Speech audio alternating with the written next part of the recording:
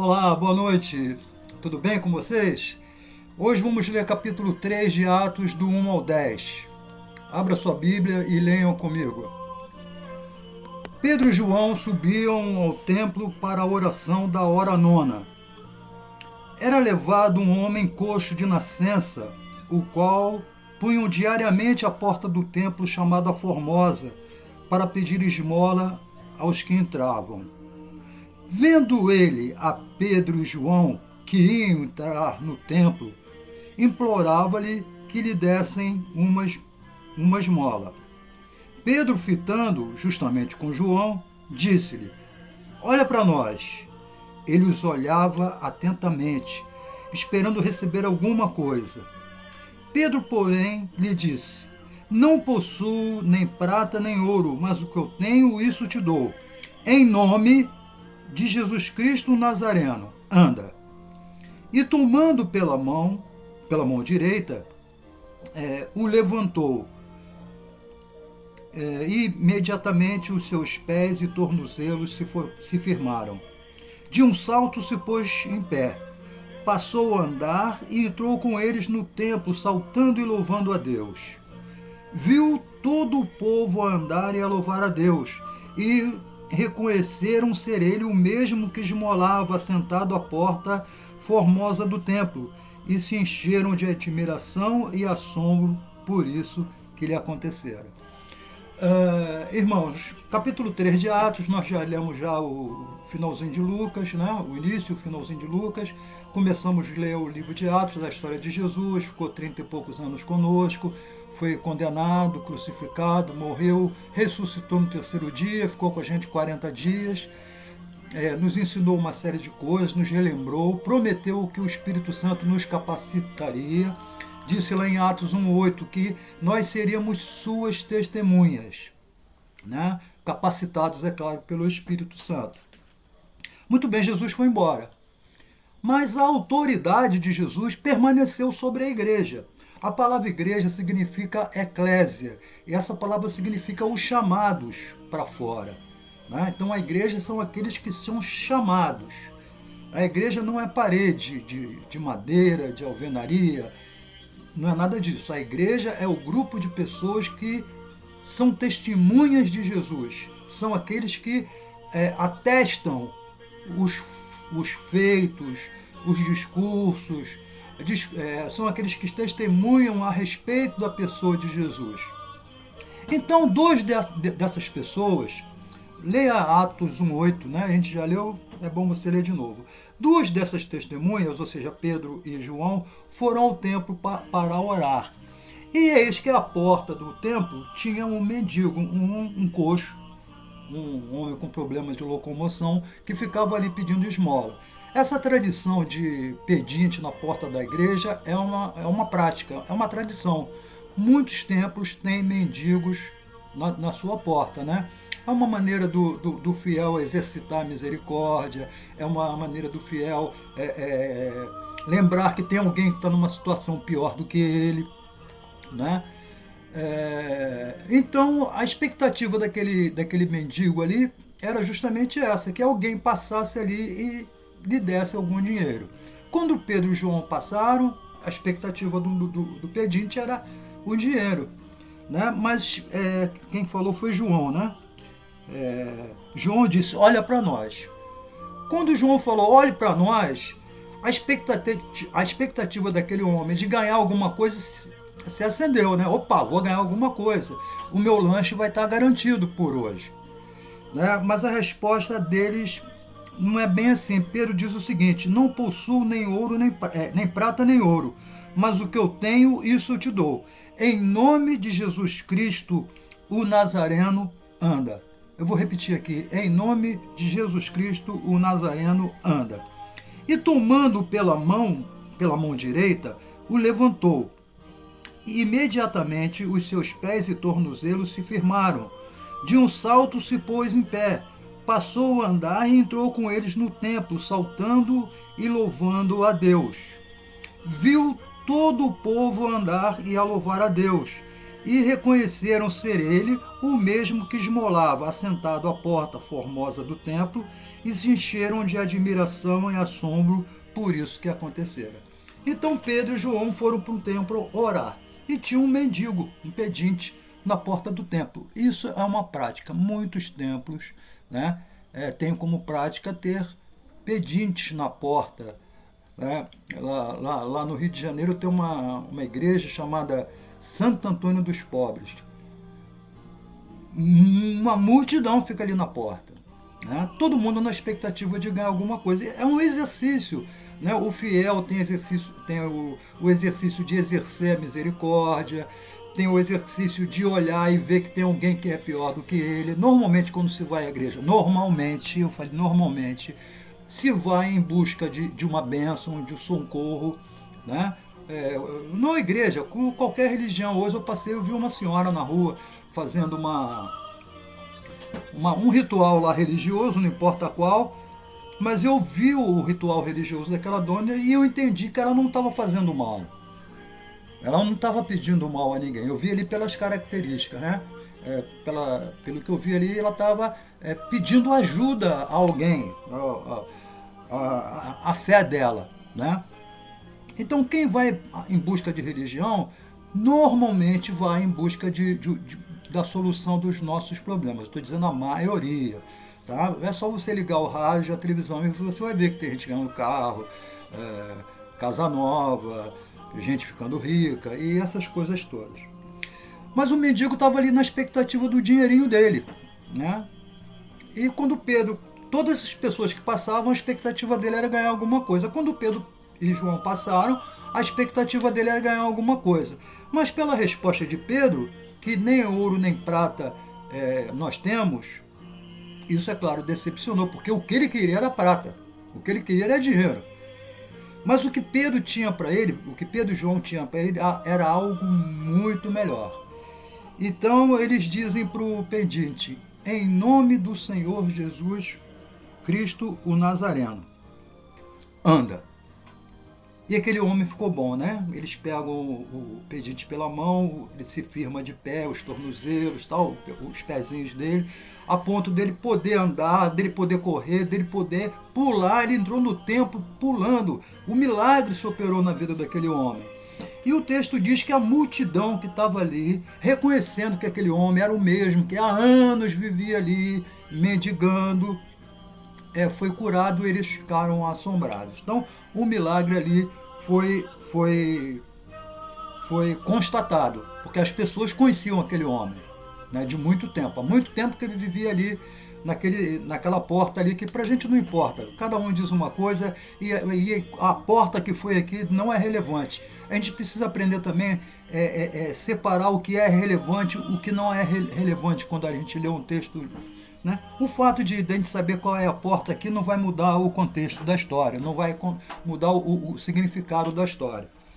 Mas, em suma, o homem foi curado e a multidão ficou assombrada. Antes da gente ir para a multidão, que é o cerne da história, vamos falar aqui da maneira com que o milagre foi realizado. Olhe para a sua Bíblia. Verso 6. Mas Pedro, porém, lhe disse: não possuo nem prata nem ouro, mas o que tenho, isso te dou. Em nome do Senhor Jesus, o Nazareno, anda. Vou repetir. Em nome do Senhor,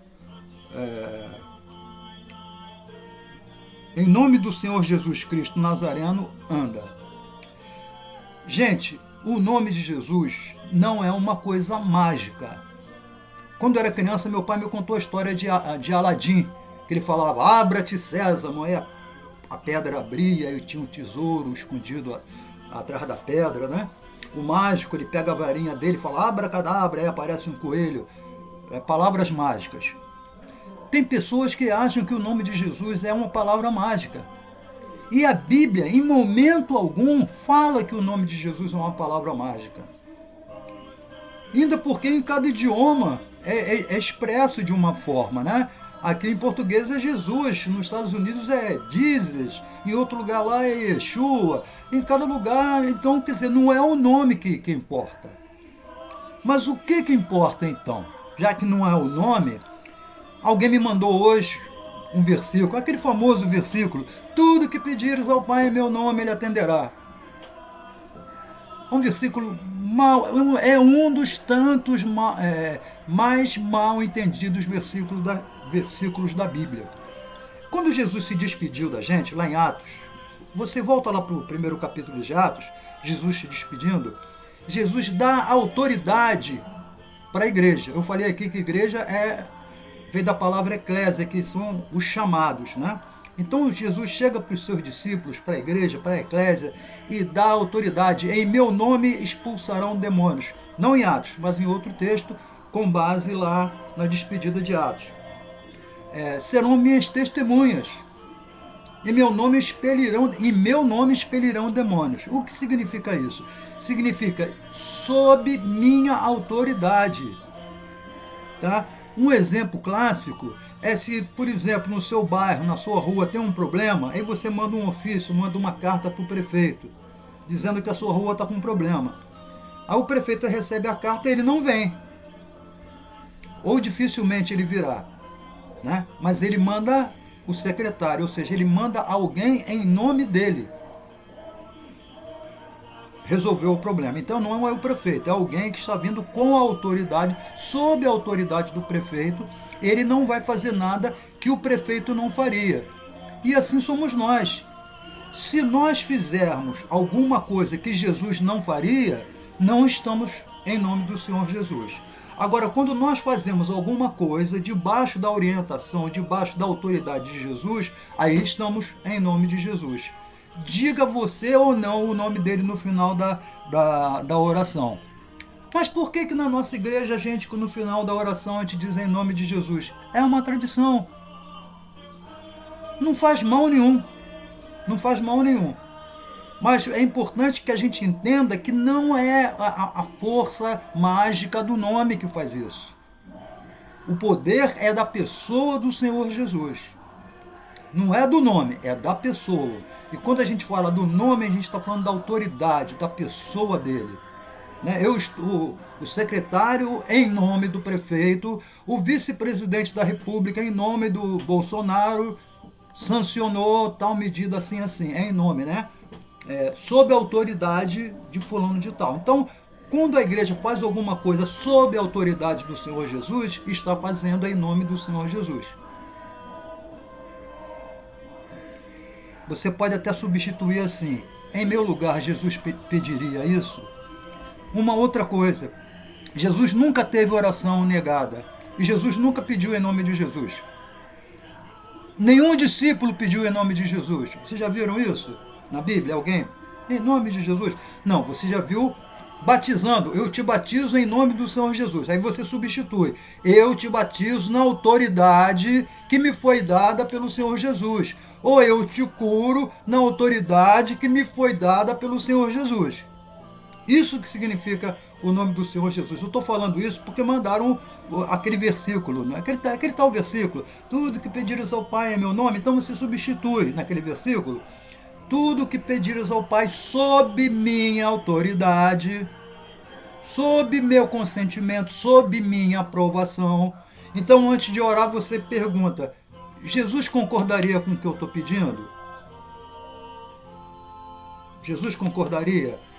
Eu costumo falar uma coisa muito interessante. Você quer ver a sua oração ser respondida? Sem dúvida nenhuma. Eu vou dizer agora. Não é copo d'água, não é água do mar da Galileia, não é pedaço da cruz de Cristo, não é pedaço da mulher de Ló, nada disso. Eu vou te ensinar um macete que todas as suas orações vão ser atendidas. O macete é o seguinte, é um segredo, hein? Antes de você orar, você pergunta a Deus o que Ele quer te dar. Deus, o que o Senhor quer me dar? Aí Ele vai falar assim para você: meu filho, eu quero que você vá passar férias na França, no sul da França. Oh Deus, aleluia, glória a Deus. Eu vou passar férias no sul da França. Tá? Mas cuidado que quando você perguntar para Deus: Deus, o que o Senhor quer me dar?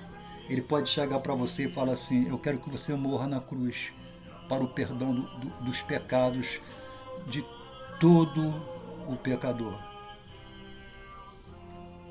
De todo pecador que eu escolhi, é claro. Desculpa, eu esqueci do eu escolher. Não é de todo pecador, é de todo pecador que Deus escolher. Deus pode escolher isso. Então, quando a gente pedir alguma coisa a Deus, a gente tem que estar preparado. Tá? Que Ele pode te pedir coisas, né? Ah, eu queria ser missionário em Nova York, Senhor. Ó, Senhor, me faça ser missionário em Paris. Eu quero ser missionário em Paris, Senhor. Ó, Senhor, Amsterdã. Eu queria tanto ser missionário lá em Amsterdã. Cuidado. Deus pode te mandar lá pro Oriente Médio, lá para a janela 10x40, pode te mandar lá pro deserto do Saara, pode te mandar lá pro olho do furacão dos xiitas. Tem muito missionário lá, sabia? Deus pode te mandar para lá. Então tem cuidado com o que você pede para Deus, tá? E principalmente se no finalzinho você botar em nome de Jesus, aí que o negócio fica feio. Estou te pedindo como se fosse Jesus. Me leva para o Afeganistão, Senhor. Me leva. É para lá que eu quero ir. Já pensou? Eu só estou explicando essa questão aqui porque me mandaram um versículo hoje. Eu estou explicando isso, o que significa. Em nome de Jesus significa sob a autoridade de Jesus, sob o consentimento de Jesus. Antes de eu pedir a Deus para me levar para ser missionário em Paris, eu perguntei a Jesus se vai ser bom isso. Antes de eu pedir para Deus ser missionário em Nova York, eu perguntei a Jesus se vai ser bom para mim. Olha que Jesus pode falar, não, filho, eu quero que você vá lá para o meio dos xiitas, lá para o Afeganistão. Eu quero que você vá lá para o interior do Saara. Né? Deus pode mandar isso. Então, quando a gente se relacionar com Deus, for pedir alguma coisa com Deus, esteja preparado para ouvir coisas que talvez não vão te agradar. Jesus, quando ele viu que ele ia para a cruz, ele falou, Pai, se possível, afasta de mim esse cálice. Se possível, mas contudo que não faça a minha, faça a sua. E Jesus foi para a cruz. Você estaria disposto a ir para a cruz? Ah, não, vou ir para a cruz não. Eu quero ir para Nova York, quero ir para Paris, quero ir para Amsterdã. Eu quero comprar carro novo, eu vi na televisão, o camarada comprou um carro novo, comprou um apartamento novo, agora já é dono de uma empresa com não sei quantos funcionários, eu vi na televisão. Então é isso que eu quero, né? Cuidado, isso é brincar com Deus. E com Deus não se brinca. Eu só abri um parênteses aqui para explicar essa questão aqui do nome de Jesus. Nome de Jesus não é abracadabra. Não é abre-te César. Quando eles falam aqui, Pedro e João falam em nome do Senhor Jesus, eles estão dizendo na autoridade do Senhor Jesus, da mesma forma com que eles batizavam. Em nome do Senhor Jesus, seja batizado. Tá? Vamos ler a Bíblia.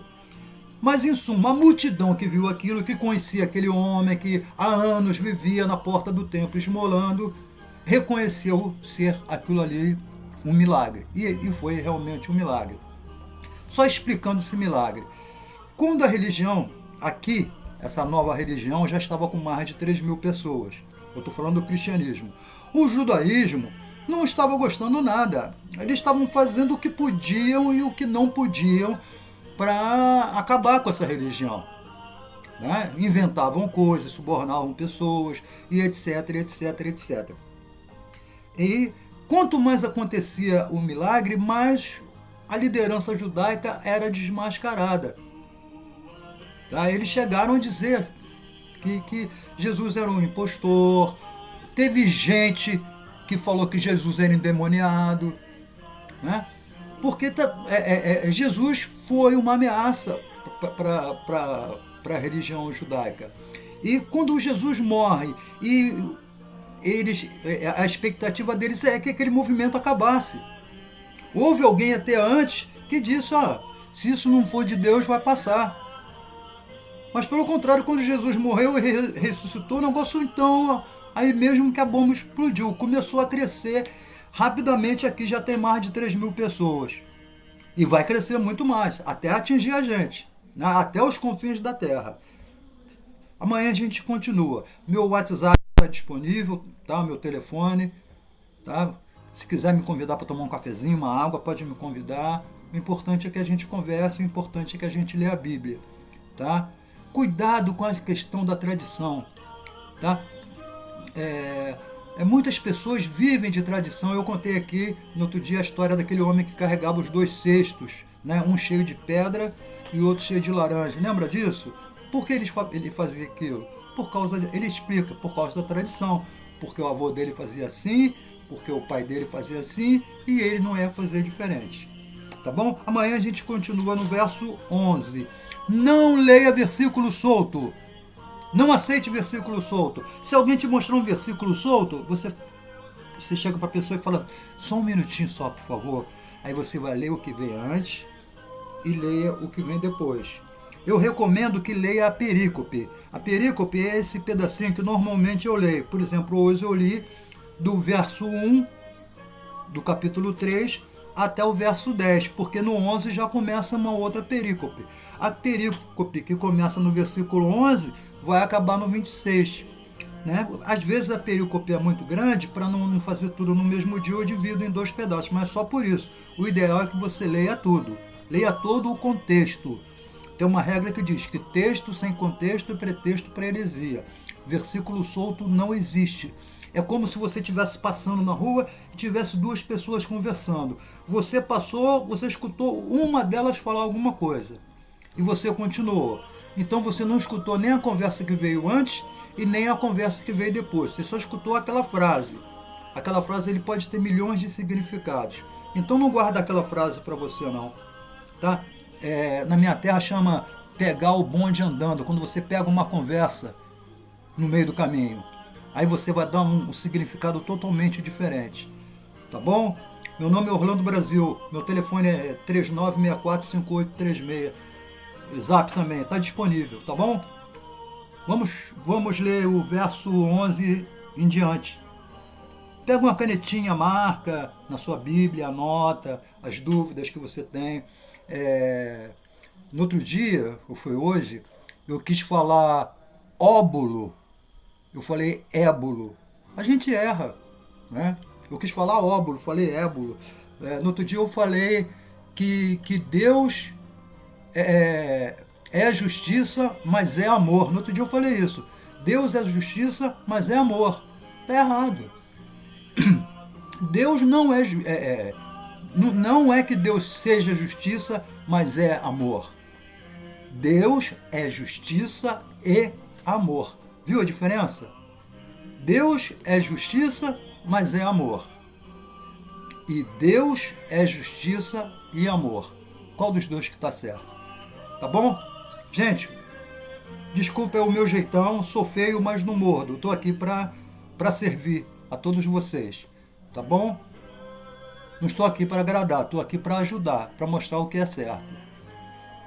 Tá bom? E se alguém puder me mostrar que eu estou errado, eu estou aberto. Eu falei isso.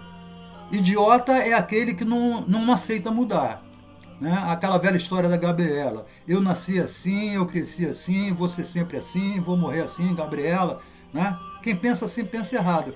Pensa assim, eu pensava assim, mas agora eu penso de outro jeito. Quer ver um exemplo? Um exemplo grosseiro.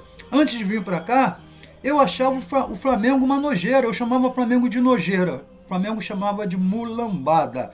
Quem quiser, eu mando até um vídeo de uma menininha que perguntou a ela, o seu pai é Flamengo? Não, seu pai é Fluminense? Perguntou para a menininha. Ela falou, não, meu pai é mulambada. Aí até uma irmã me perguntou, Orlando, o que significa mulambada? Eu falei, é o jeito que o pessoal lá do Rio chama a torcida do Flamengo. Então, eu vim para cá, para mim, Flamengo é uma mulambada. Agora mudou completamente. Flamengo já não é mais mulambada. Porque que eu vi que aqui, eu não estou puxando saco, gente. Não estou puxando saco, não. Tá? Mas aqui, no Acre, o Flamengo é uma nação. Então, o meu conceito de Flamengo, ontem eu vi o Flamengo jogando, vi um pedaço do jogo do Flamengo, né? E eu vi o jogo de uma outra maneira. Se fosse algum tempo atrás, eu estava ali gritando pelo São Paulo. Mas ontem não, pelo menos eu fiquei neutro, vendo o jogo, né? Com distância. Tá bom? Então, mudei. Eu posso mudar. Todos devem mudar. Que bom que a gente muda. Normalmente, quando a gente muda para melhor. Normalmente as mudanças são sadias. Então, se você me mostrar alguma coisa, conforme essa irmã que me mandou o versículo, tudo que pediram ao seu pai, ela tentou me mostrar que eu estava errado. Ela tentou. E ela fez bem em me mostrar. Então agora eu estou mostrando para ela que o significado daquilo ali não significa que no final da oração. Uma vez eu vi no tempo do seminário, gente, no tempo do seminário, um dos meus colegas foi fazer a oração. No seminário a gente ora, sabia? Aí, ainda que pareça absurdo, mas é verdade, no seminário a gente ora. Um dos colegas orando, ele orou e no final ele falou amém. Aí um outro mais crente, né, mais cristão do que, entre aspas, né, mais cristão do que ele, o objetivo dele foi muito mais apontar do que outra coisa, falou assim, você esqueceu de assinar o cheque, você preencheu o cheque e não assinou. O rapaz ficou sem entender, como assim? Ah, você não falou em nome de Jesus no final. Ah, o rapaz falou, ah, foi isso? Mas eu orei em nome de Jesus, o rapaz falou. Tá bom? Gente, não é pecado não. Eu só estou mostrando o conceito. O conceito é esse. Você pode continuar usando e deve até por uma questão de tradição, senão você pode escandalizar o irmãozinho. Você pode escandalizar o irmãozinho, né?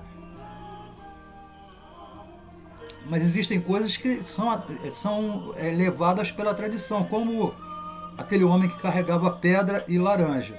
É tradição. Não, na Bíblia não se fala isso. Eu não vejo nenhum apóstolo orando dessa forma.